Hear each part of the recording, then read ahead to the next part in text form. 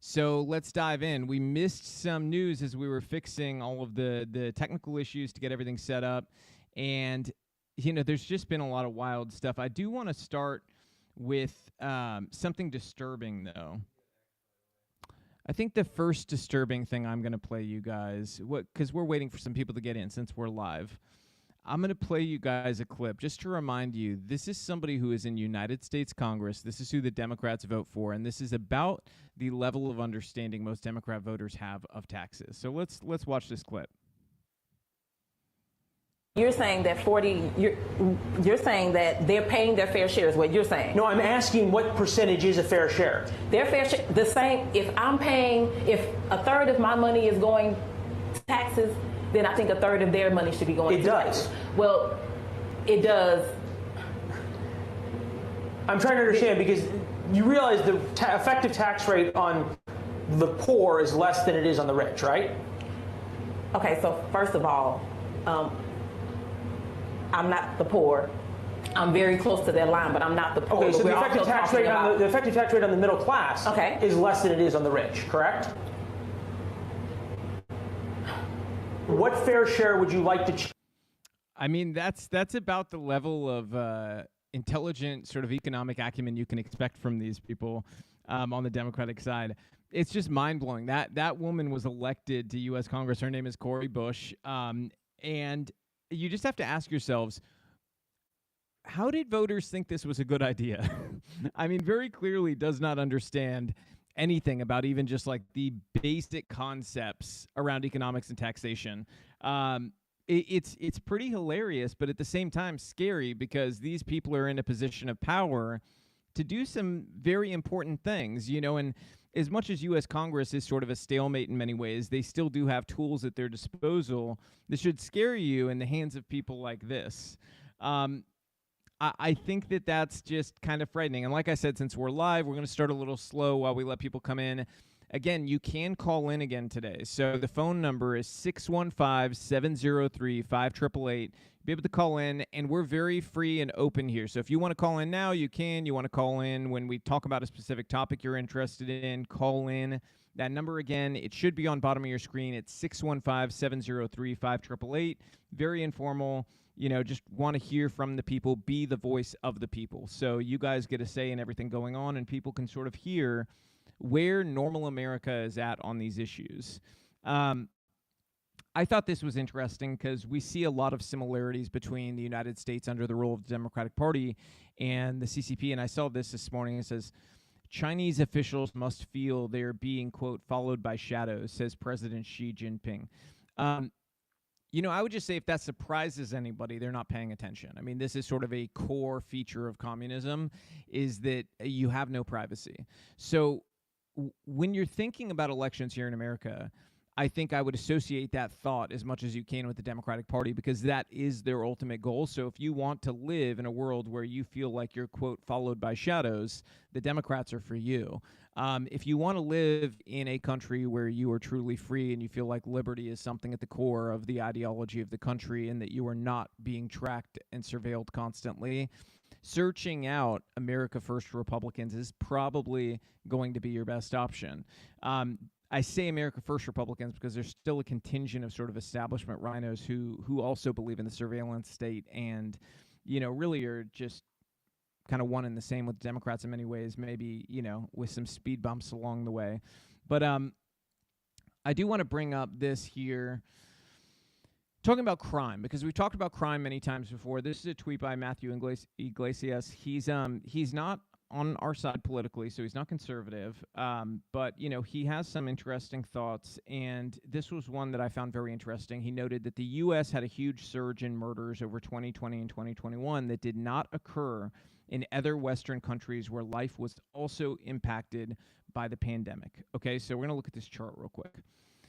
Percentage of increase of victims of intentional homicide per 100,000 people. And you see the U.S. is far beyond other developed nations, and this is during that time period, 2019 to 2021.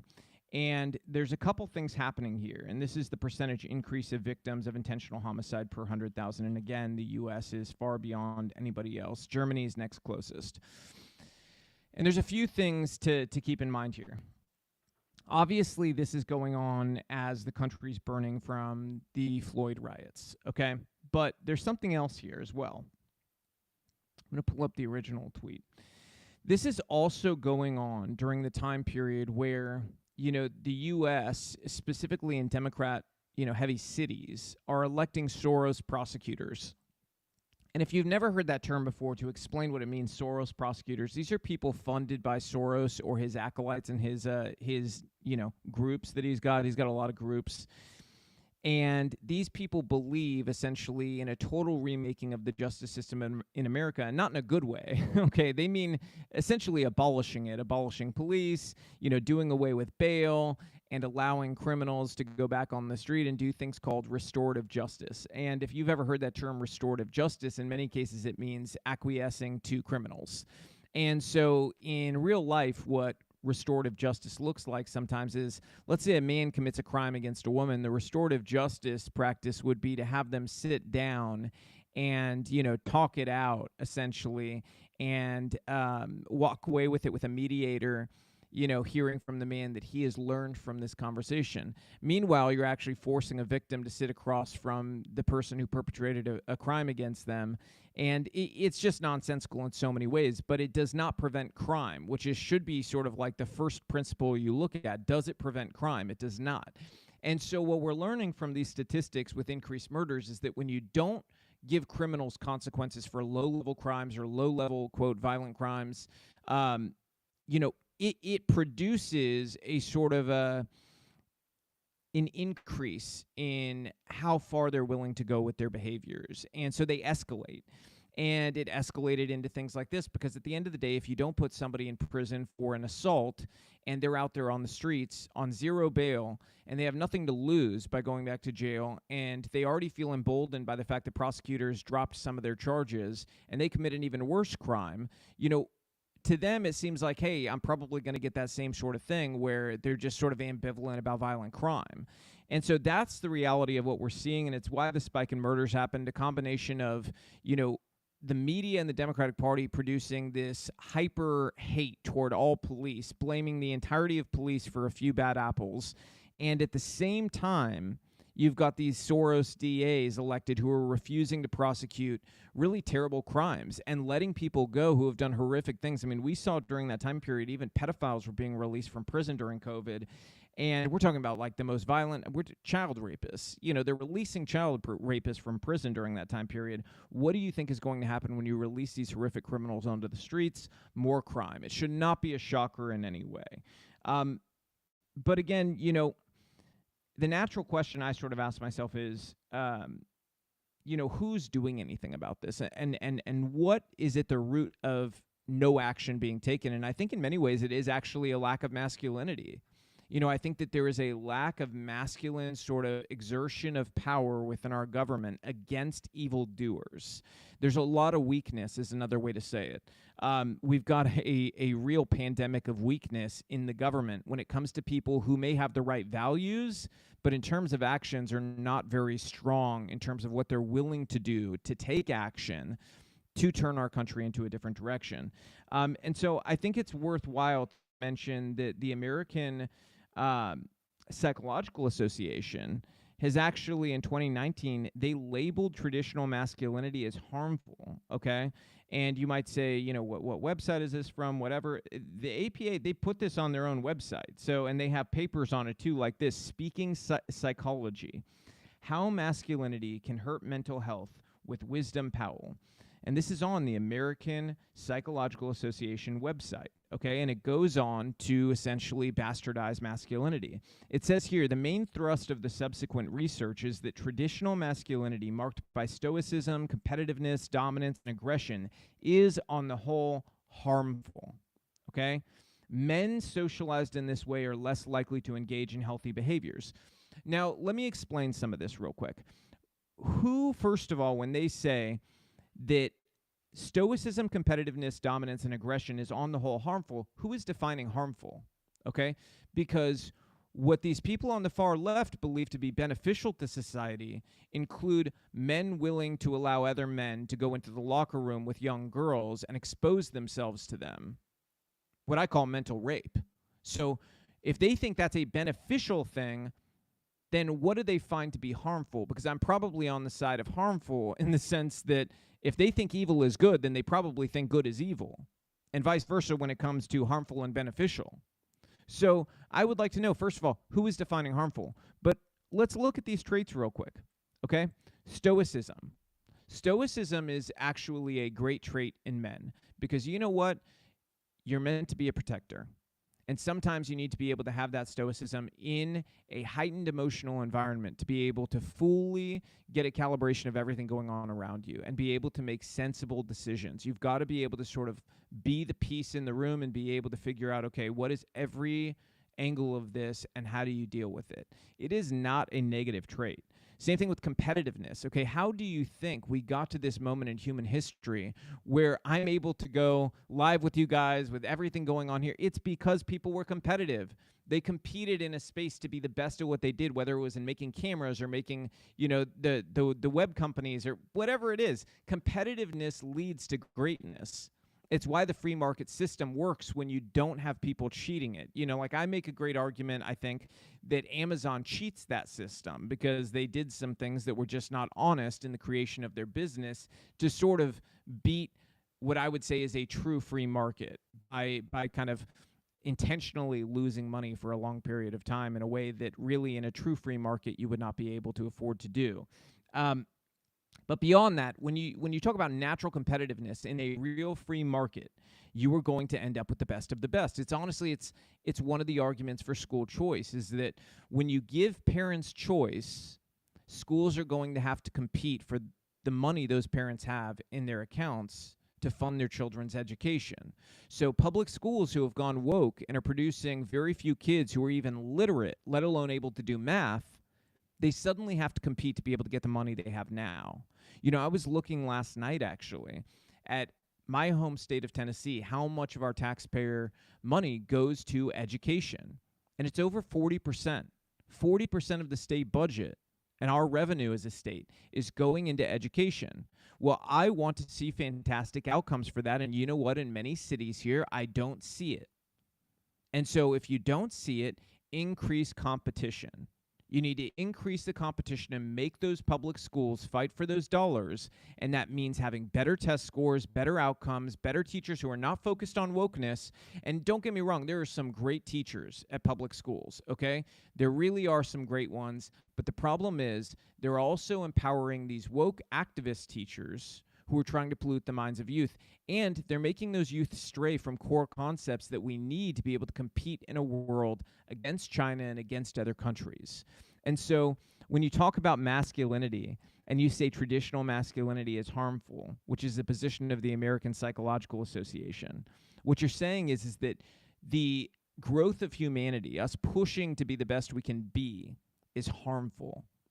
And there's nothing more harmful than that attack, okay? When you're talking about a psychological sense for the future of humanity, to try to dampen our desire to be the best is to try to make us roll back time and go into a place where we are nowhere near as great as we are now and can never reach our full potential. See, I think that masculinity is saying, I want humanity to reach our greatest potentials. I want us to compete to that point. I want us to dominate. I want us to dominate every species, not just on this planet, but in space, okay? At everything we do. Because you know what that means? That means the survival of humanity. That means that my grandchildren's grandchildren's grandchildren will survive and thrive. I think it's harmful to not want them to dominate. I think it's harmful to not want dominance in every space by the human race. And I think the more people think about it in the context of the larger scheme of what these things mean that the American Psychological Association is saying, the better. And then aggression, okay? Aggression can be misconstrued in many ways. The way that they're talking about it here, I can't say whether they mean violence. I can't say whether they mean it in the way I'm about to explain it, but aggression can be a good thing, okay? So if your house is broken into in the middle of the night and you have a choice between being married to a man who is afraid to go and confront the person who is there to do you harm, or being with a man who has no fear or is willing to overcome their fear to confront that man and to hurt them before they hurt you, which choice are you going to make as a woman if you're a woman listening? I think every single one of you is going to choose to be with the man who is willing to overcome his fears or is not fearful of going and hurting that intruder before they have the chance to hurt you. And if you're saying otherwise, you are lying to yourself and everybody you know. Because deep down, you know that safety is one of the most valuable things you could possibly have. At the core desire of almost every woman is safety, okay? That's just a natural biological instinct. And it's something that some of these new waves of the far left would like to tell women not to desire. Don't desire safety. And you know, that's ended really tragically for a lot of people. Really tragically. I remember this case actually of these women who they wanted to prove that, you know, people were Islamophobic and that, you know, these Middle Eastern countries were just fine. And they went on this biking trip, okay, and backpacking trip in the Middle East. They never completed their trip because they were murdered. They were murdered in the mountains and beheaded, okay? This happened just a couple of years ago. Anybody doubts it, go ahead and call me out online. I'll send you the news story after. I didn't know I'd bring that up today, but it was a horrific story, but really a microcosm of the fact that the West has lied to many women to try to convince them that safety is not this important core concept for all of human history that women desire for a reason. It's because safety is good. There's nothing wrong with that. And so when you talk about aggression, it's a matter of definition. Is violence from men bad toward women? Absolutely. Now, is aggression bad? No, because aggression can be channeled to keep people safe. Aggression can be channeled into protectiveness. So it's a matter of how you define these words and who's defining them. And unfortunately, when you ask the question, who is defining this stuff? I said, okay, well, let's look who is defining this stuff. Who is the head of the American Psychological Association?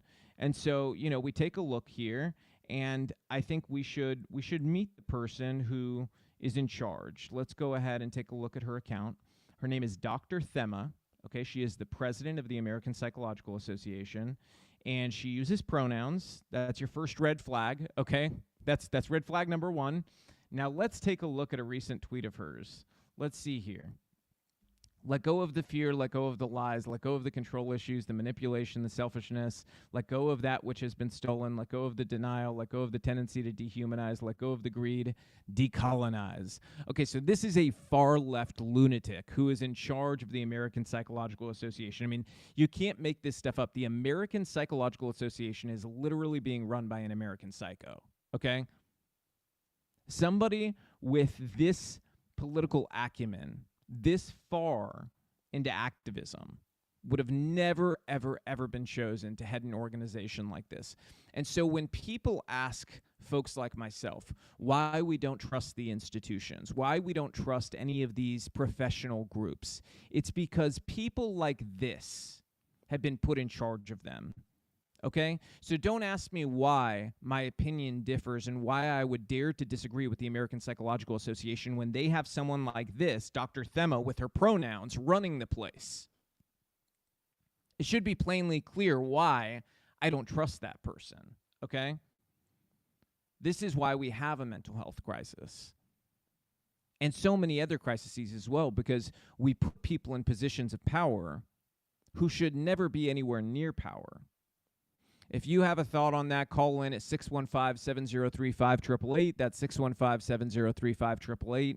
Would love to hear what you guys think about that and the way that the American Psychological Association feels about masculinity. I'd especially love to hear from the women, because I have some questions about your preferences between, you know, masculinity and not, and this evaluation the American Psychological Association had up. I think it's a very interesting subject that is worth looking into further. I do want to say before we get to more serious news stories, for my Tennesseans who are listening today, how great was Will Levi? Okay, I think we've got our quarterback of the future for the Titans. I mean, he was looking good. And is there anything more Tennessee than this guy? Look at that. He's got a Bible verse on his arm. This guy could become a Tennessee legend. So I'm hopeful. I think you all are hopeful as well if you live in Tennessee. I think that's we may have something good, something really special in that regard. All right, I want to bring up something important now. This is a big one. Want to see what you guys think on this. We've got the FBI director issuing a warning to Americans. This is the FBI director, Chris Wray, issuing a warning to Americans about lapses in intelligence, which is essentially telling us they're expecting an attack at some point. So let's watch and listen. What has now increased is the greater possibility of one of these foreign terrorist organizations directing an attack in the United States. We haven't seen evidence that it's actually happening yet, but what we have seen is, and I listed them off in my opening remarks, one terrorist organization after another calling for attacks. And we should wake up. It is a time to be concerned. We are in a dangerous period. So is the FBI able to track all threats and prevent these individuals from conducting an attack on U.S. soil? I couldn't say that we were able to detect all individuals. The people that we know about, as Secretary Rumsfeld used to say, the known, we're quite good at together with our partners. But it is the unknown that I worry about quite a bit. So, Director Wray, can you say that we do not have either individual foreign terrorists or terror cells affiliated with foreign groups currently operating in the United States? Well, we're not tracking that, but again, I point back to what it is. The gaps in our intelligence are real, and it's something that we have concerns about. So, Director Wray, so what would you say right now to the American public? Because like in my state, I've got a significant Jewish population. They're scared to go to synagogue, Chabad. They're scared to send their kids to day schools. So, but it's not just them. It's, other individuals, like my daughters called me, said, should they be sending their kids to school? What would you tell Americans right now about the threat today as compared to before? This is not a time for panic, but it is a time for vigilance. We shouldn't stop conducting our daily lives, going to schools, houses of worship, and so forth, but we should be vigilant. You often hear the expression, if you see something, say something. That's never been more true than now, and that's probably partly why the American people are reporting more tips and leads to us, and we're pursuing those threats and leads as vigorously and responsibly as we can. To me, that sounds like a preview of an attack to come. I think we've got a phone call now. We'll bring them in if they're still on the line. And let's see. So let me know your name, where you're from. My name's Steven, and I'm from Bowling Green, Kentucky. Oh, awesome. I love Bowling Green. My friend Rand Paul is over in Bowling Green. I love visiting there. I was just there about 2 months ago, and it is a beautiful, beautiful place. What do you think about what we just talked about? Well, it seems to me the head or the president, whatever, of the American Psychological Association is a female. Why in the world would you need to use she, her pronouns when literally for all of time that has been the default pronouns for females?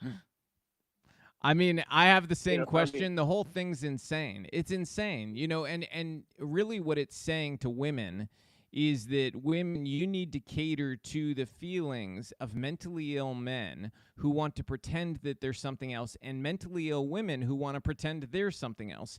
It's kind of like, if this is like, it's going to sound ludicrous, but it's the same thing. If some people started calling themselves crickets and all of us had to put in our profiles, we're human, to make ourselves distinct from the people who think they're crickets, everybody's insane if they're doing that, because very clearly they're not crickets. So just because somebody else invents that they're a they, them, or a zer does not mean you need to clarify what has been normal for all of human history.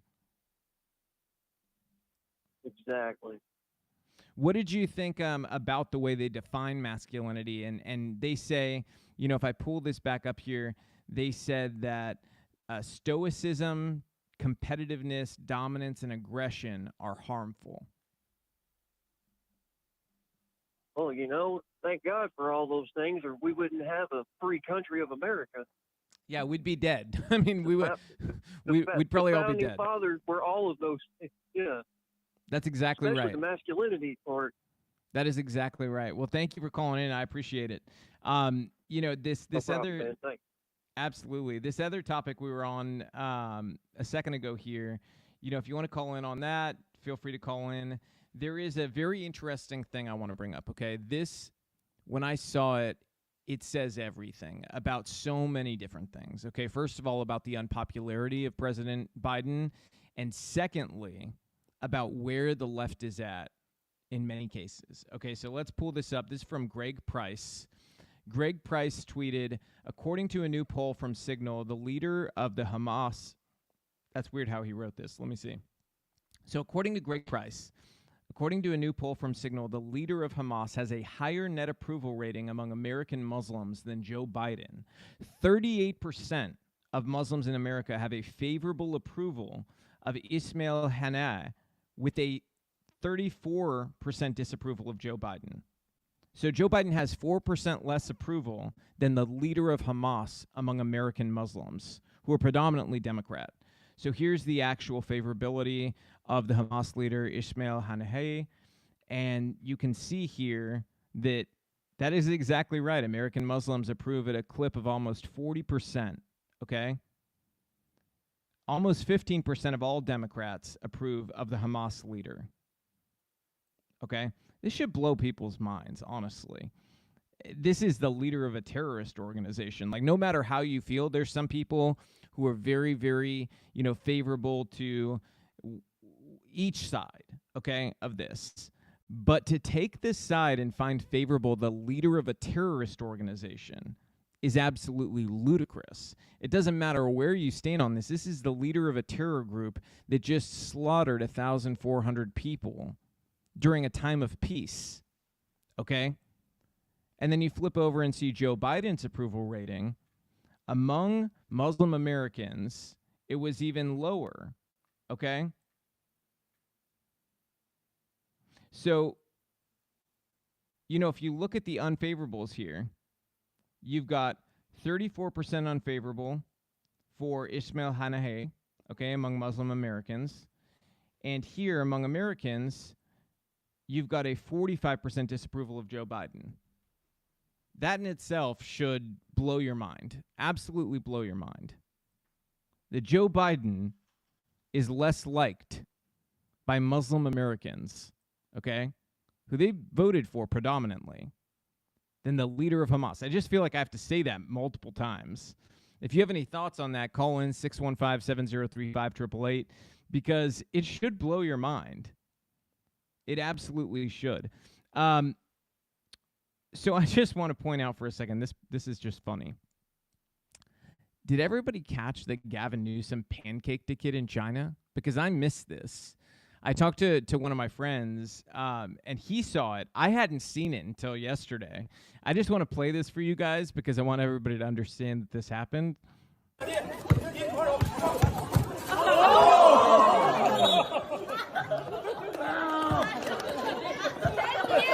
I got you. That is a real thing that happened, and yes, Gavin Newsom went and visited President Xi in China, the dictator. Oh, we've got another call. We'll bring him in. And just let us know when you call in your name, where you're from. Julie Kwan from Tennessee. Hey, Julie, how are you doing? I'm doing well. I'm actually calling from Florida. Oh, awesome. So very relaxed and happy.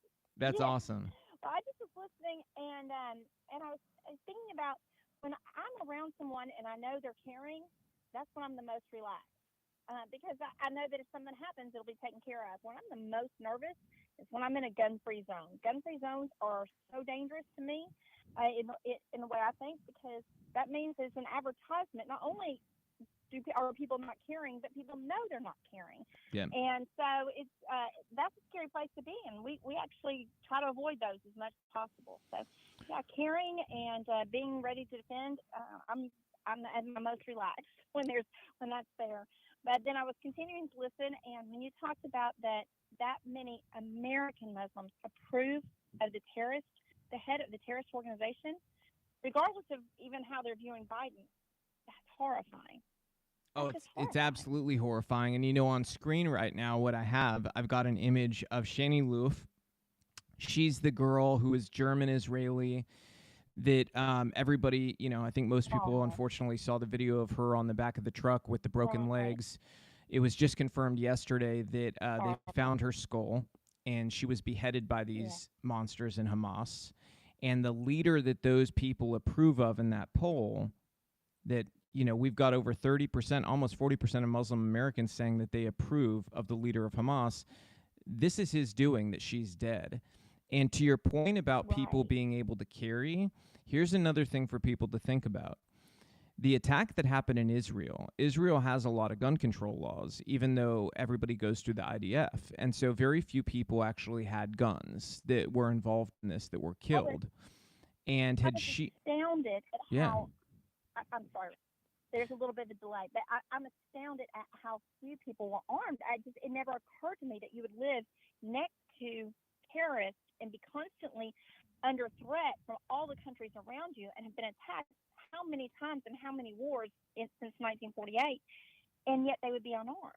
Yeah. I was shocked to learn that, and especially since they all go through military training, so they all had no proper use and etc.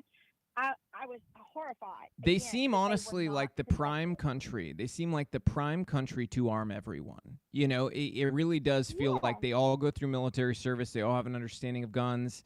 You know, it seems like if you were going to arm everybody somewhere, that would be the prime place to do it because of everybody's functional understanding and, you know, familiarity with weapons. It's a requirement.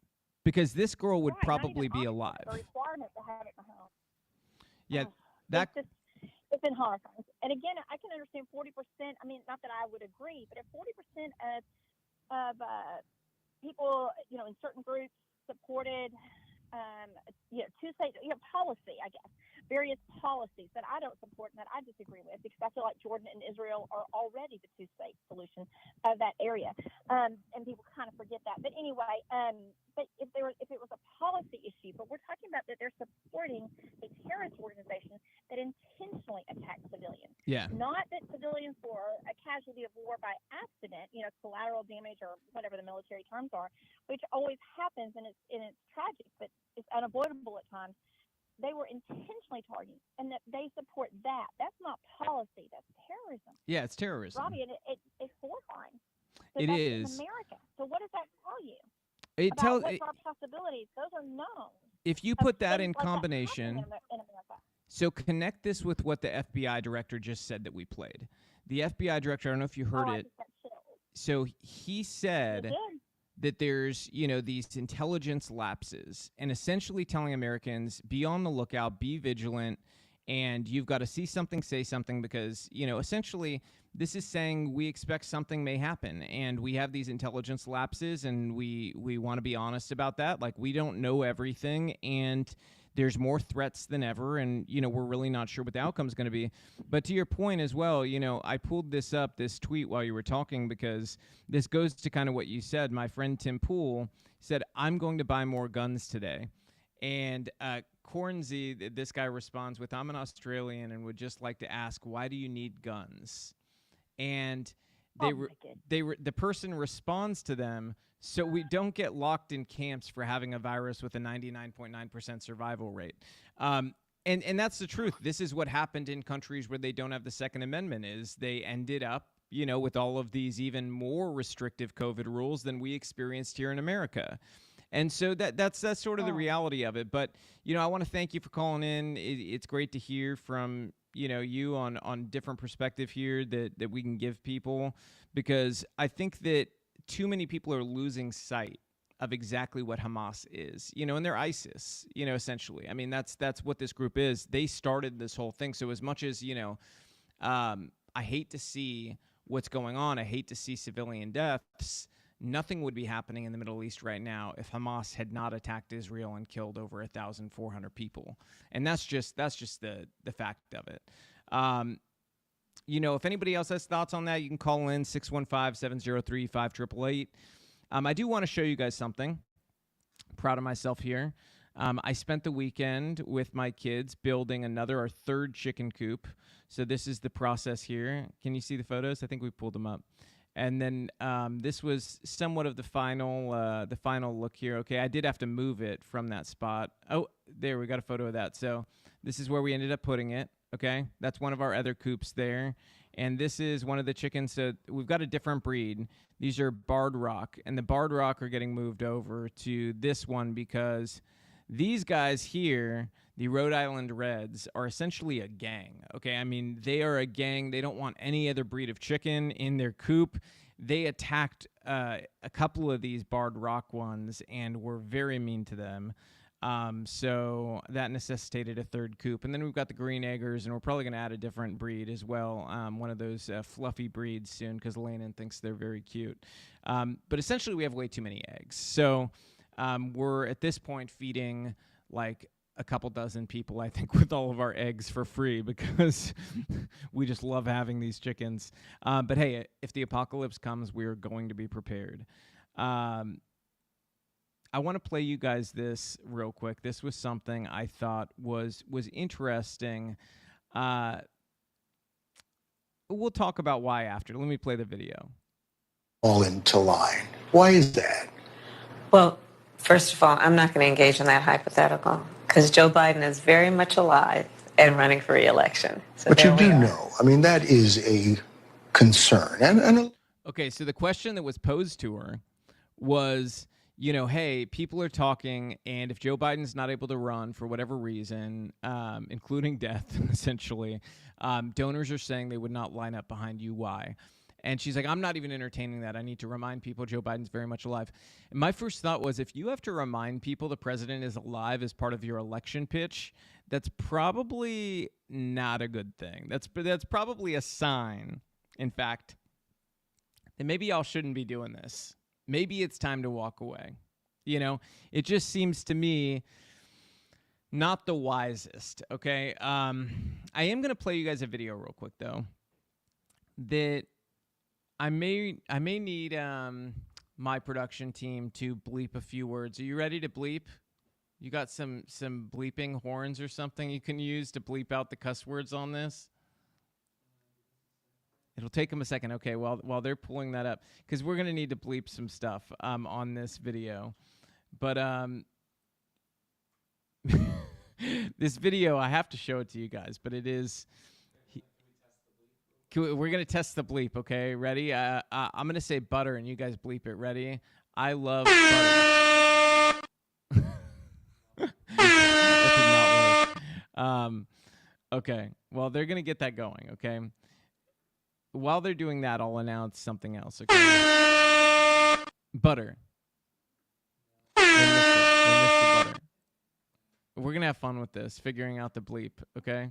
So during this next part, as I'm telling you guys what's coming up, if you hear random bleeps, now you know why.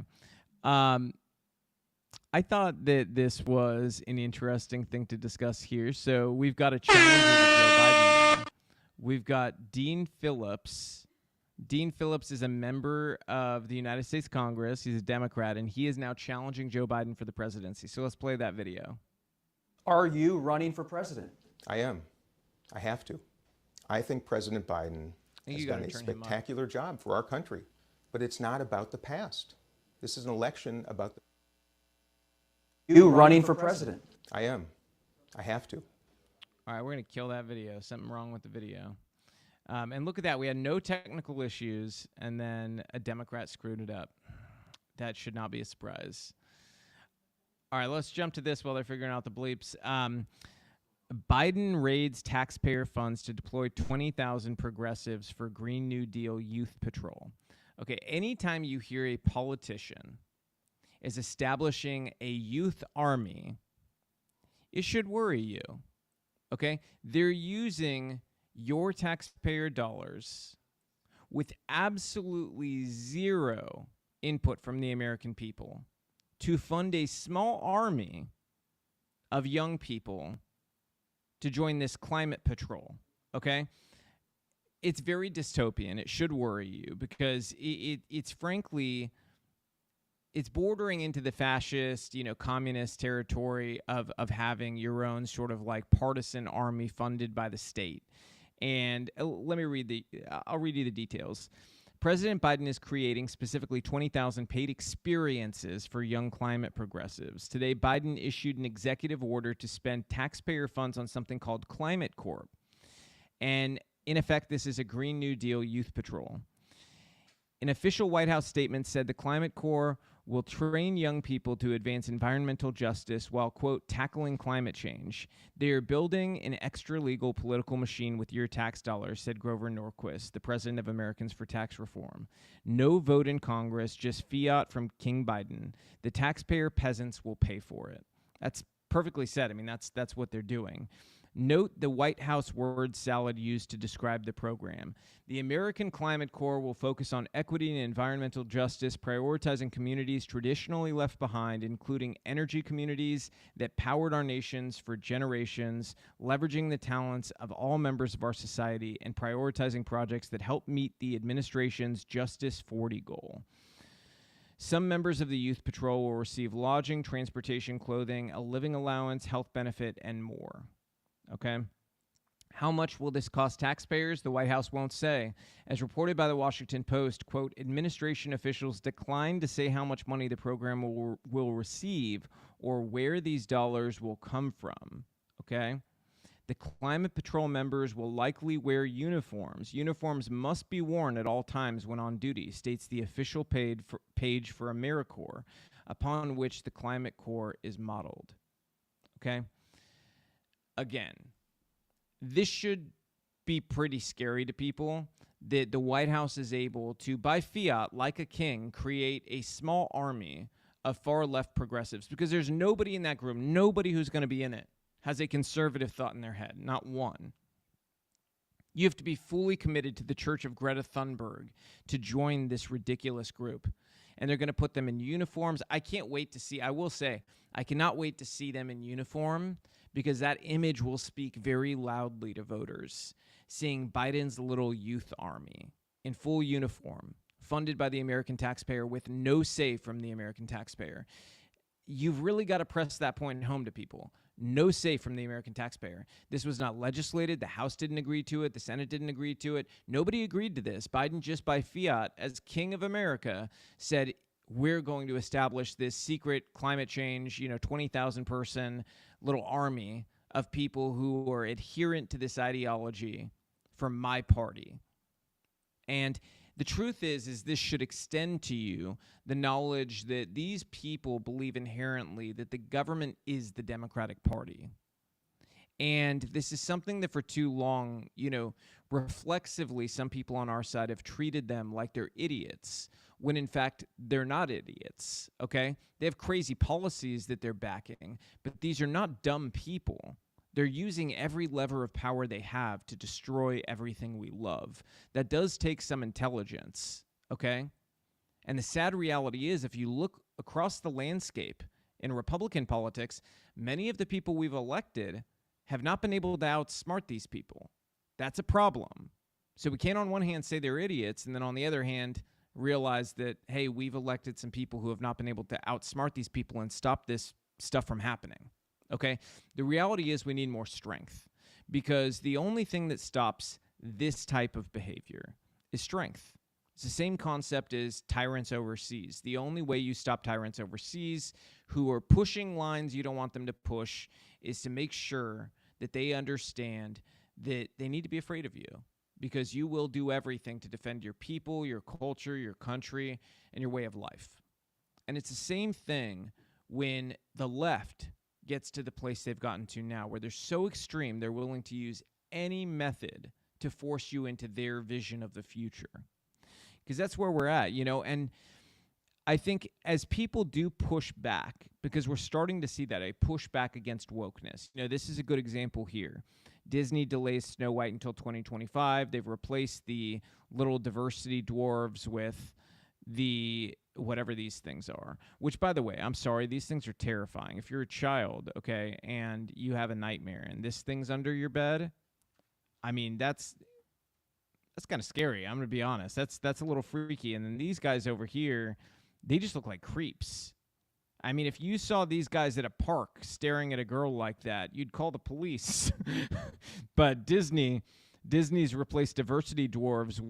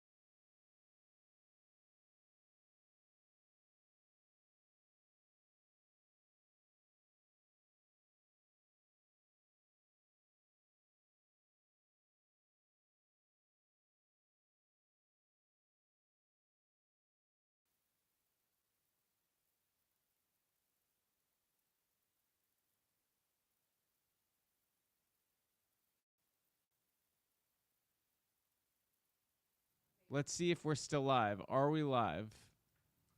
We're checking real quick to see if we're live. If we're live, go ahead in the chat and tell us we're live. We just had a weird thing happen here.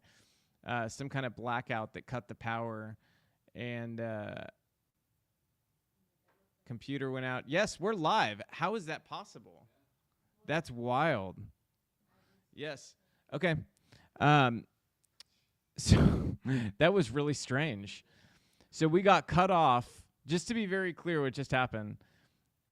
You guys can clarify. Did only the computer turn off? So just out of nowhere, it turned off. We turn it back on, and everything is live still. Does that make any logical sense? It doesn't make any sense to me. Okay, so very weird. You know what we're gonna do? We're gonna go ahead and play a video because I've got to process what just happened. So let's see here. The next video for you guys. This is a long one, but it's important that you watch the whole thing. So I'm gonna go ahead and play this whole thing. Now, the Biden administration has been, in a way, completely incompetent with immigration policies that they are portrayed to be human, but they're completely on the opposite, on the contrast. They're inhuman of what is happening right now in South America, Central America, and in the northern border. Your perception about that? I believe that the Biden administration has dropped the ball. Immigration, a lot of the countries are fueling are actually this crisis. Immigration crisis is not a crisis that is about. It is a lot of the people are being harsh conditions, but a lot of the countries are fueling this immigration by providing, in a way, transporting people, letting people in and using them as a way to all the people that are working with López Obrador to make sure that a lot of this immigration goes straight into the United States. Do you think that immigration is being weaponized? Definitely is being weaponized against the United States, against the Joe Biden administration. Joe Biden administration has lost the ball, has lost the power, and America has not been paying attention to what's happening. Mexico is being usually ganging up with all the countries to make sure that all this immigration goes straight into the United States, and that's what it is. I mean, I went through the Darien, I went to, since Panama, I was out, was close to 7,000, and all these people went through, and after that, every country has been just providing their rights, charging them $20, $30, or $40, and then just pushing them in, all the way to the Mexican border. Then when you get to the Mexican borders, you don't have the mass deportation. All they do is just hold them up and weaponize them and let them go. And make sure that the Joe Biden gives them money. As an American citizen, I would say do not give Mexico or any of those countries that are completely responsible with immigration, given 0 cents. And the Joe Biden administration has lost the ball, does not know what to do with immigration, has been busy another thing, and has lost a lot of the power, or hasn't even called the countries into sitting down and make sure that he finds a way to stop this immigration, this bleeding.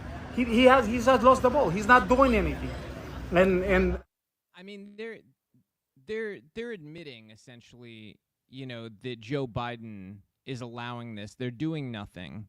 And that all of this is just out there in the open. This is being encouraged. This invasion, I want to show you another video to give you an idea of what's coming, okay? This is a current caravan, they call it. I call it an invasion that is coming right now. This is on its way to America right now, what I'm about to show you.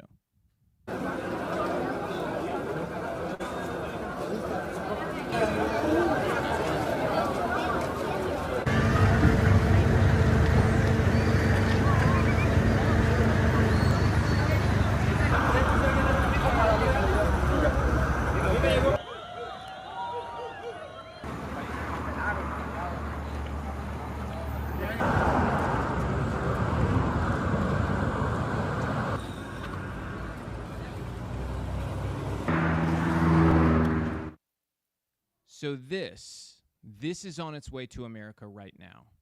What you just saw is on its way here. And you know what's sad? It's a very small number of people compared to how many have already been let in. Okay? And I do feel a special responsibility as a Latino American to tell you something. For a very long time, The Democratic Party and their lapdogs in the media have worked overtime to frame the whole idea of opposing illegal immigration as racist. Illegal immigration and opposing it is not racist. In fact, it means you love your country if you oppose illegal immigration, because there's never been a nation in history that has survived invasion in the numbers that we are seeing. We are on the precipice of destruction. It may take a decade, may take two, but if we don't stop this and reverse course, America will be destroyed. So as a Latino voice, who is American before he's Latino, American before he's Cuban in heritage, I have to tell you, it is not racist to oppose this invasion. What's hateful is to not oppose it. You are hateful of your country, your culture, and your people if you sit silently while these invasions occur day by day by day. Because here's the deal. There are consequences. There are serious consequences. Children are getting a worse education because their classrooms are flooded with more people. That's right. The children of illegal immigrants do go to school. And as much as I have sympathy for those children, and it's not the kids' fault, it's still overflowing our schools in America. And you're footing the bill. It's taking jobs from other Americans. Okay? Criminals, hardened, violent criminals, rapists and murderers are among those who come into this country illegally. And American citizens have lost their lives or been raped or put in horrific positions as a byproduct of our inaction and silence on this issue. You have a duty to your country to speak up and to have a firm position. And you know what? Recently, somebody made a comment about the left where they said, you know, they dislike the left for this reason that you know, they're so extreme. Well, I'm going to pose you a different one. I actually have more of a problem with the people in the middle who think they can straddle the fence and pretend there are no positions. All of politics is personal, okay? There is a position you must stake. You must stake a claim to what you believe. You can't be lukewarm, okay? As a Christian, I think there's almost nothing worse than being lukewarm. You have to be all in or all out, okay? There's not this lukewarm area you can just tread in for life. Not if you want to live in any sort of exceptionalism, okay? Not if you believe in anything exceptional. Because, see, as human beings, we have a duty to believe in something. I believe in the vision our founders had for this country. And it's not possible if you allow invasion after invasion, wave after wave after wave, and you allow American citizens to be the victims of it. I have empathy for other people's situations. I truly do. My family came here to escape communism. I think a pretty damn good reason to be a refugee, because you're facing actual death from the government in your own country. A lot of these people coming from Central American countries and Mexico, they're not coming because they fear the government throwing them in prison because of just believing in freedom. No, they're coming here because they're economic migrants, okay? I don't hate these people. In fact, you shouldn't hate these people, not in any way. In fact, you'd have to be rather stupid if you're in one of these countries and you hear from the American president that they will give you benefits, they will help you, they'll get a free cell phone for you if you come into our country and break in. Imagine incentivizing someone to break into your home. You'd have to be a lunatic who wants something bad to happen to your family. But that's what the Democratic Party is doing. If you don't remember, back in the last presidential primary election for the Democrats, they asked a question about benefits for illegal immigrants. Every single person on stage raised their hands in favor of it, okay? That's where the Democratic Party is today. They are incentivizing and encouraging this. There is no way for this to happen on accident or by just pure, happenstance that things just aren't going their way. You have to try to be this bad. You have to do it intentionally to let in this many millions of people. We've let in more people than live in some of our states combined. Okay? It's not an accident, and it is certainly not racist to oppose it. It is your duty to oppose it. So as a Latino American, I hope you listen. You are not a racist for opposing this, but you sure are hateful and anti-American if you don't oppose this. I beg you, for your people, for your country, for your children, your grandchildren, oppose this, because it only gets worse from here. The consequences of it will be dire. I want to show you something else here. I think that maybe got the point across. I get passionate about that. I apologize.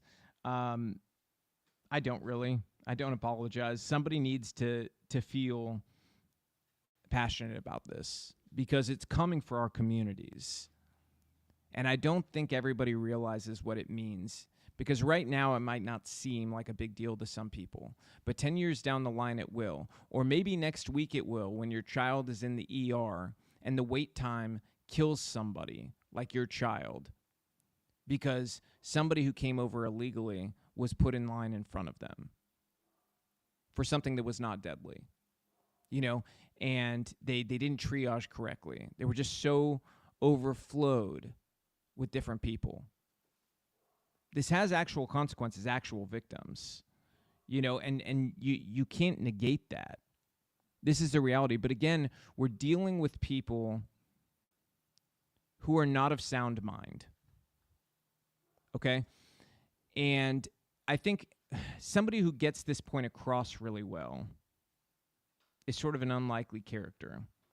We're going to bring her in. I'm going to go ahead and play this video for you, and you'll see what I'm talking about. It's again displaying our own white supremacy, especially trying to slide into your DMs. Help me, fix me. Or let me say something else. Right?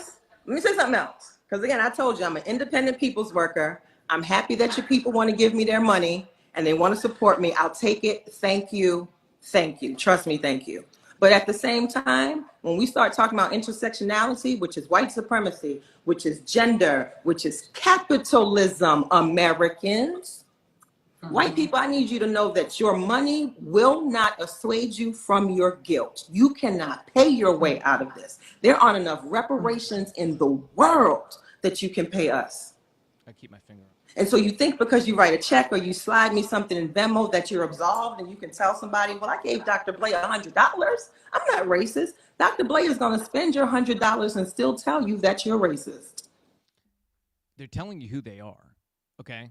This is the left's ideology at its core in terms of the potent lunacy that infects all of it, okay? They're telling you right there. So the same people who've called you racist if you oppose illegal immigration have been calling for reparations. But they're honestly telling you it will never be enough. It doesn't matter how much money you give us. Reparations will never be enough. We're going to turn around and call you a racist anyways.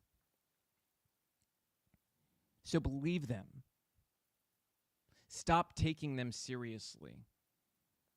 Their threats and their name-calling deserves to be laughed at. It deserves to be mocked. In every sense, in every way, at every turn. Mockery is a weapon that these people hate because it's one of the things that can destroy them. Because if it becomes commonplace and popularized to just mock this idiocy, they start to feel less comfortable pushing it. If you have any thoughts about this, call in 615-703-5888 before we sign off. That's 615-703-5888. I would love to hear your thoughts on illegal immigration, how maybe it's affected you or how it's affected friends of yours, because this is a topic that has touched way too many American lives. So that's 615-703-5888. I do want to show you guys this. So Matthew Perry passed away. And some folks were upset that I pointed out this shirt. I just want to be very clear. We're going to cover this very short because I don't want to go really deep into it. I did not post what I posted to be disrespectful in any way to somebody's life. Here's the reality I was trying to explain to people is that every cause will be searched out with the exception of looking to see if the vaccine could have contributed to a cardiac event. And it needs to be investigated for the safety, the overall safety of this vaccine, okay? Because it's very clear he was a big supporter of it. The initial call for him was for a cardiac event. Yes, it was totally found as a drowning case when they got there, but cardiac events have happened in jacuzzis and in pools before, and they're found drowned. Okay, so it doesn't start with the death. It starts with the cardiac event, and then they end up drowned. That's how they found him, was drowned, but it started with a cardiac event call. So cardiac events, as we know, have been a known side effect of these vaccines. So it's simply a question to say, hey, can this be investigated? It should be. Everything else is going to be, but this one thing, many members of the medical community are sort of gatekeeping to keep from serious investigation, and it needs to be investigated. That's all I'm saying. You know, I hope that he's resting in peace. I hope his family is getting through their grief, and we'll be praying for them. But I don't think that it is out of line to ask that question. I don't think it's out of line to want to ensure that every possible angle is investigated in a prominent death like this, because at the end of the day, you know, people are going to talk about these things, and you can let the rumor mill start to become the truth, or you can properly investigate things in a transparent way, and it gives people reassurance about the fact that everything's looked at and that they know what the truth is. And eventually you start to build trust, and people can trust, you know, what is going on. It's going to take time, though. But I do think it's the responsible thing to do to investigate every possible outcome or cause.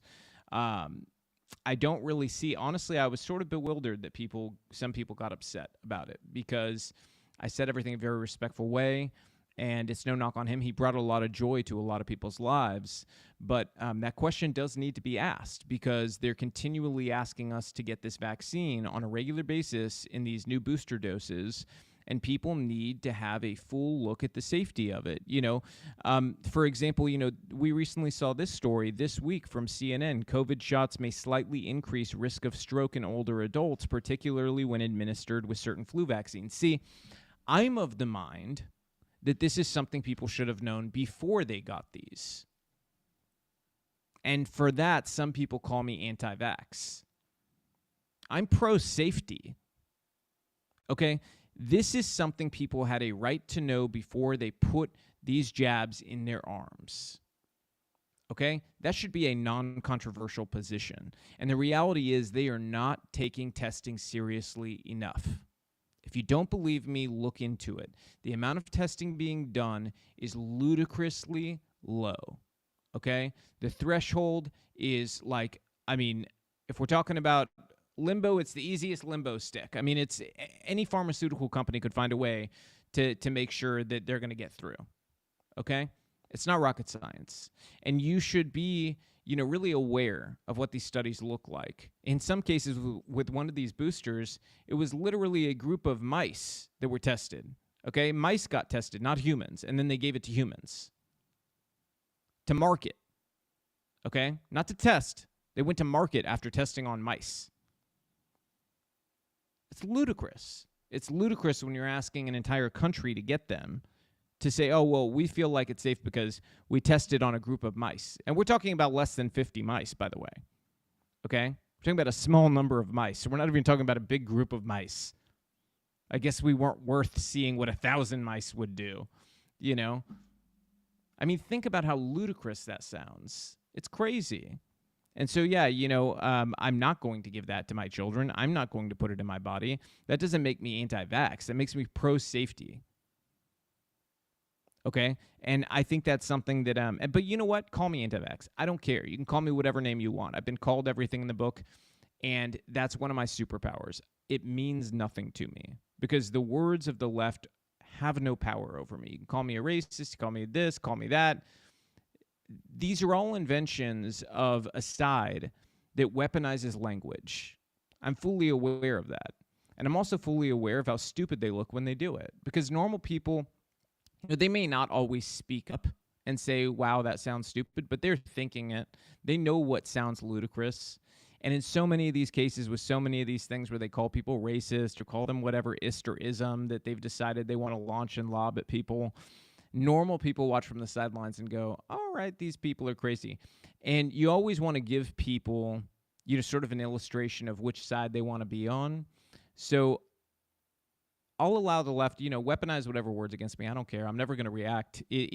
We're showing people, you know, the militant normals in America we're showing them which side they want to be on. And it's not with the woke crazy people. It's just not, you know, and I think that that's something that a lot of people connect with. And I've privately gotten a lot of messages about from people, you know, even throughout COVID, the number of doctors and nurses at very prestigious institutions who reached out to thank me for being vocal during it was incredible, because these are people I would put in that militant normal group where they just don't want to rock the boat. They don't want to lose their job, but they're thinking all the things that I'm saying, you know? And I think that if I can provide any value to those people, it's that, because everybody deserves a voice. And it's why we decided to do call-ins with this show where you can call in, because people need a place to be able to vent their voice and be able to do it without fear of having their life destroyed. And the truth is that, you know, God made us all differently, and he made me not afraid of them trying to destroy my life. So that's my superpower, and I'm happy to put a face to the voice for all of us, you know, all of us normal people who just want sanity again, You know, I said the other day, the elderly folks who died in the late 90s or 2000, really pre 9/11, before 9/11, but, you know, after 1995, or really after 1990, those people died at sort of like the perfect time, because they all died getting to feel like they left a better world for their kids and grandkids. Whereas I can't really say for sure that it's going to be like that one day when I die, because we're dealing with this leftist insurgency. And without knowing that we overcome it in the end, that we end up with the strength necessary as a group to do what must be done to win, and to use every lever of power to save our country for our children. I can't say that we'll be able to die one day as old people and be able to, you know, be gray-haired and happy knowing that we left this world better than we found it for our kids. I hope we can. I hope we can say that one day, but I just don't know that we can. There's one last topic I'm going to bring up. We'll save the AI stuff for later this week, because there's some wild AI stuff I'm going to go through with you guys, but the show's just going long today. So I am going to do one more thing, though, with you guys. There's this lady. She played Blossom, okay, in the show Blossom. Do you guys remember the show Blossom? Her name is Mayim. I'm not going to try to say her last name because I'm going to butcher it, and I don't want to butcher it. So I'm going to go ahead and play a video from her real quick, and then we'll discuss this, because she's a sort of left-wing Jewish woman, and she's going through a realization that the groups she aligned herself with are in fact really insane, okay? And while I appreciate the realization, there is some BS in her comments that needs to be called out. So I want to explain that and call it out before we end the show today, to hopefully give her something to think about. We're going to clip it and we're going to send it to her, and hopefully she thinks about this and takes it to heart, because I mean this in a very good way. So we're going to play 2 videos and show some slides. There has not been an experience in my lifetime that has prepared me for this. I have heard from many people my whole life that anti-Semitism is growing, that the Holocaust, while we say we will never forget, many have forgotten, and the swiftness with which the global population has seized upon the massacre of Jewish civilians living inside of a border, the swiftness with which the world has stepped up to redefine terrorism, to redefine statehood, to redefine the right of a people to exist. Nothing has prepared me or any of us for this. Really, Mayim? Nothing could have prepared you for this? Nothing? Are you sure about that? Because I'm pretty sure some things could have prepared you for this. Let's go through a little bit of history real quick to refresh your memory on how you could have been prepared for this. Let's take a look. You posted the Black Lives Matter hashtag multiple times, many times. I'm only posting a few of them here, but you posted many times on your different social media.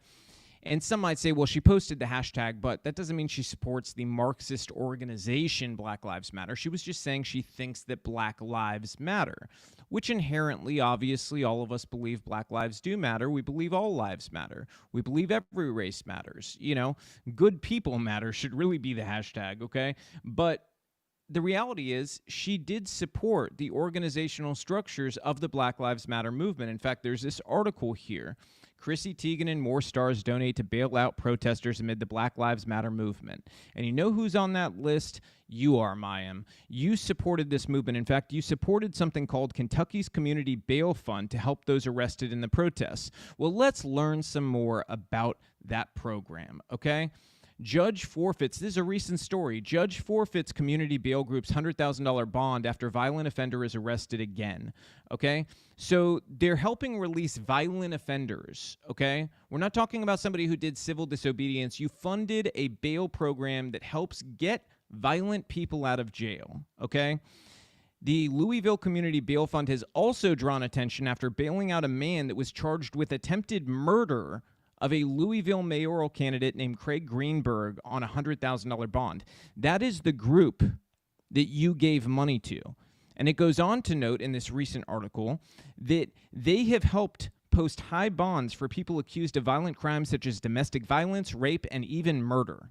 Okay? So your money helped fund a program that gets people who have been accused of rape and murder out of jail. But nothing could have prepared you for the lunacy of these groups you've aligned yourself with? Really? Nothing? Nothing in this made you feel like, hey, maybe there's a red flag here. Maybe a little bit. The truth is, if you look further at the Black Lives Movement, you know, it's not hard to find red flags. Look at this. After the Movement for Black Lives posted its policy platform in 2016, which accused the U.S. of complicity in, quote, the genocide taking place against the Palestinian people and calling for support of the BDS movement, ADL Chief Jonathan Greenblatt said it was only some individuals and organizations associated with the Black Lives Matter movement who have engaged in anti-Semitic rhetoric. So even he admits anti-Semitic rhetoric, and he covers for Black Lives Matter and these far-left groups like crazy, or at least did until Hamas attacked Israel. Okay? So it shows this blind spot these groups have had where they thought, hey, if we align ourselves with these groups, they're going to have our back. Well, they don't. Okay? So when you say nothing could have prepared you, it's really that you had blinders on by choice. Because this should have prepared you. These people are avowed Marxists. They admit it themselves. Patrisse Cullors said, quote, we are trained Marxists. This founder of BLM, we are super versed on these ideological theories. But journalists and celebrities like you put the blinders on and you avoided the reality of what was going on. You did it because it felt good, because you got social feedback that is like currency to you. It made you feel good to be celebrated for, quote, being virtuous. Well, you weren't virtuous. You were just ignoring red flags. I'm going to play you the second part of this video now.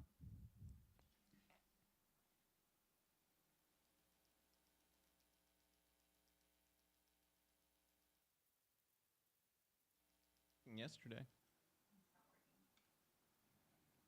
All right, well, the second part of this is not playing, but essentially she's saying that to decolonize, she didn't know what that meant.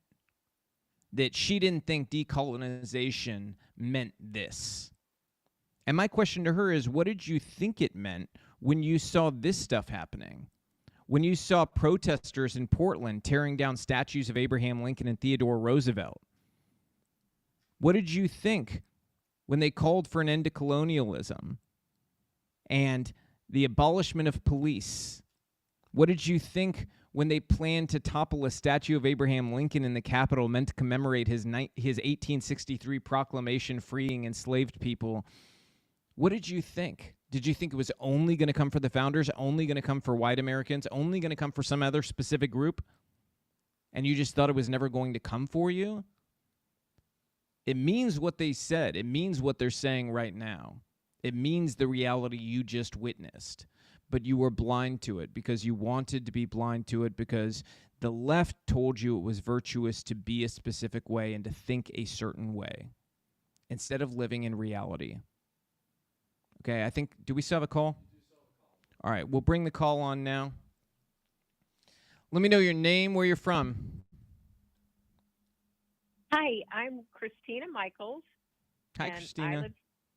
I live in Franklin. Oh, awesome. I have a question and a comment. Yes, ma'am. Okay. First, my question is, are you able to see my comments? Oh, good, because I keep getting these threats from Facebook that I can't do this and I can't do that. I can't see any. wondering- Yeah, I can't see any here, like while I'm on set. But our production team can usually see the comments in this thing of comments from multiple social media networks. I'm not sure. If you message them, they'll be able to tell you if they can see your comments, though. I would like to know, so I would like. Oh, I don't know how to message them, but that's okay. Yeah, if you And just send a I'm a real message fan on of you. Facebook, they'll get it. Okay. I'm a real fan of yours, and I appreciate your clear mind and your critical thinking skills, which are totally lacking. For instance, with this Mayim, I feel like when I talk to a liberal, they're not able to come full circle in a thought. They get halfway around, and then they just stop thinking. Yep. Or maybe they weren't thinking to begin with. I'm not sure. So you're exactly right. She should have seen it coming, but clearly she couldn't come full circle in the thought to see it coming. Yeah, they get tripped up, and it's these ideological tripwires within leftism.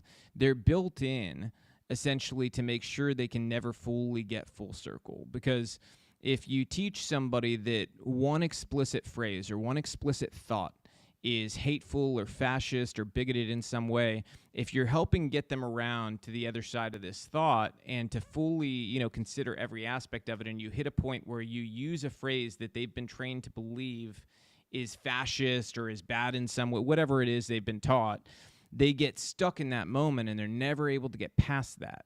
It takes some strength and work for those people to finally make their way around. One of the most interesting things that I had happen during the COVID years, as we call them, was, I did this interview with Chris Beck, who was originally the first Navy SEAL who said that he was trans, okay? And Chris came out on that show in that interview as detransitioning and exposed the reality that the whole thing was essentially a farce that was perpetrated by a DOD doctor who had convinced him that, he was in the wrong body, and that it was really them ignoring the trauma of war and a bunch of other things, and that he's very obviously a man, and that he's speaking up because this ideology is coming for children now. And we started to talk about politics privately, and he admitted that, he was a Democrat previously, and during the beginning of COVID, he started to watch videos of me and Candace Owens, and I believe it was Brandon Tatum, and that we broke the rules that he had been taught about what a conservative is or what a Republican is. And because we broke these rules that had been implanted in his mind about who we were as people, as conservatives, he watched because he was just confused. And he's like, the more I watched with his fiance, who was a gender studies major, by the way, also a Democrat at the time, was friends with activist groups and stuff like that. As they watched, they got turned conservative. And they are fully, in a different direction now. And it was just the exposure to people who broke those tripwires. And so it's important for us to find ways to blow up those tripwires within the ideological frameworks the left likes to build, because the truth is they're a house of cards. The whole ideology is a house of cards, and you just have to become an expert at pulling those cards out that break the rules for whoever that individual is. And all of them have different ones, so you kind of have to identify with each individual what is it that's in their belief system, and it might take a little bit of work with them, but eventually you can pull the right card out and the whole thing comes down. And then their mind opens up totally to everything else. So it's why some people, they'll ask me why I engage in conversations with people on the other side if I have such a lack of faith in that side in their ideology. And the truth is because I truly do believe there are people that are able to be pulled out. And I believe that because I've seen it happen. I've done it. I've watched it. And the feeling at the other side of it, when you get these people pulled out, is incredible to know that you were able to pull them out of this insanity. So it is possible. Am I able to speak to one more thing? Yeah, go for it. COVID. I was an RN for 47 years. Mm-hmm. So, and I put this comment on your page. I don't know if you can see it, but I did put it. My husband had heart failure. And when we went to a very prestigious teaching hospital in the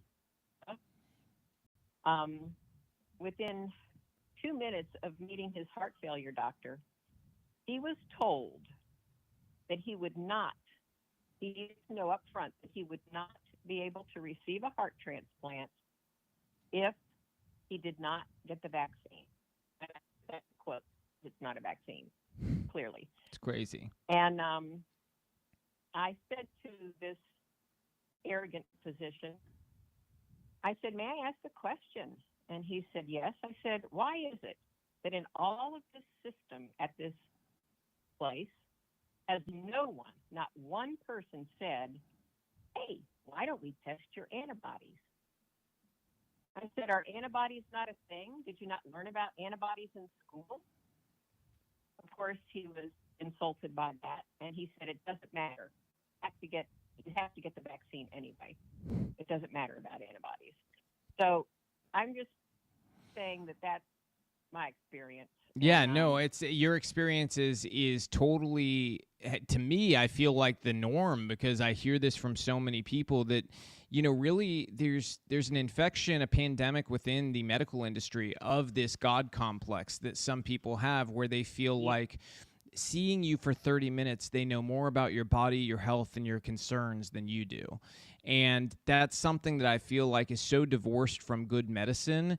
It's not even funny. It's criminal in many ways, because you've got them just treating people like they're all idiots. And the truth is, most people, while they might have blind spots in some areas, they're pretty clever. And, especially when it comes to their own body, and themselves, they do understand how they're feeling, even if they're unhealthy as a person. Even people who are overweight or severely obese, they understand what would be the right choice. They just aren't making it, so when somebody comes into an office and they know their body and the doctor just totally ignores their concerns or their questions or treats them like they're crazy, we've got a problem. And it's really a code red in the American medical industry right now, because that seems to be a consistent mode of operation in so many places, that there's more deference to big pharma and their feelings than there is to the feelings of patients. And that's a problem. And the fact that ivermectin and hydroxychloroquine were withheld from the American people is high crimes against humanity. I've given those drugs over the course of my career, and they are perfectly safe. Well, and here's the thing, even if they're ineffective, okay? Let's pretend they're ineffective. Pretend that they have pretend they're just like the dumbest thing to give to somebody. If a doctor believes, based on the individual patient's history, that it is the best thing for them, because everybody's different, we all have different biology, and let's say they're actually trying to do individualized care, and they say this is the best path for this person because they can't take these other drugs that I think are better. Let's pretend that Pfizer's, what did they call they called it Pavlaxoid or Paxlovid, whatever it was. Pretend that's the best one, okay? But pretend that person that doctor's treating can't take that, and they say, you know what, this other stuff, whether it's hydroxy or whether it's ivermectin, that they feel that would be better. They're still a doctor, and as far as I knew the whole time when I was growing up, if a doctor decides to prescribe something, it wasn't the pharmacy's job to overrule the doctor. It's sort of a bizarre thing that we saw play out during COVID, where pharmacists were, just playing woke politics, and we're like, well, I overrule that doctor. I don't think you should get that. And it's just crazy. There were people as well who were being denied, who were not getting it even for COVID. So I know somebody with lupus that was prescribed hydroxychloroquine for a different reason because they have other conditions and stuff. They were being denied it, not because the pharmacy was out of it, but because the pharmacy did not believe that they were being prescribed it for that stated purpose. They believed they were being prescribed it for COVID, so they denied it on that basis. So essentially, they were overruling the doctor and pretending the doctor was lying about it. This is the type of lunacy that played out during COVID. And so, you're totally right. I think that in any sense, all of our sort of individual freedoms and even the expertise of the people we trust with our care, they were overruled at every turn by the voices of the establishment in medicine, which again, as I stated earlier, people like Dr. Thema, who is the president of the American Psychological Association. I don't know if you saw that part, but this is the lady who's promoting decolonization and everything else and has her pronouns. Yeah. I mean, if those are the people that are in power, those are the people that we're being listened to, and people need to consider that when it comes to things like transitioning kids as well. The people that they're listening to about the psychological health of children are people like Dr. Thema, who are woke far left activists. So, there's this, it's really sort of a BS paradox built in within the media that treats us as conservatives like we're these crazy people who just don't trust experts. Well, no, it's that you're elevating these experts who are ideological warriors for a political cause, not experts at a specific craft or a specific, industry. It's all about politics for each one of these people who's been elevated, and that is why we don't trust them, because they've lied to us over and over and over again, to the point where people finally started to look and realized, oh, they put a bunch of activists in all these positions, which, to the credit of the left, that was an incredibly smart tactical war move on their part to put all of these people there. And we've got to, give a nod to it and go, wow, they beat us at that, and now we've got to fix it. Now we've got to fix it, build our own institutions, or take these institutions back, because if we don't, we're in big, big, big trouble. I appreciate you calling in. We're going to sign off for the day, though. We really appreciate it. We love the call-ins. I think it's probably my favorite part of doing this show is getting to talk with everybody. So keep the calls coming next time. We'll be back this week. And it looks like we have all of our technical difficulties solved, with the exception of having the power go out in the middle of the stream today, which was bizarre. I don't think that's ever happened before. But we love you guys. We'll be back soon.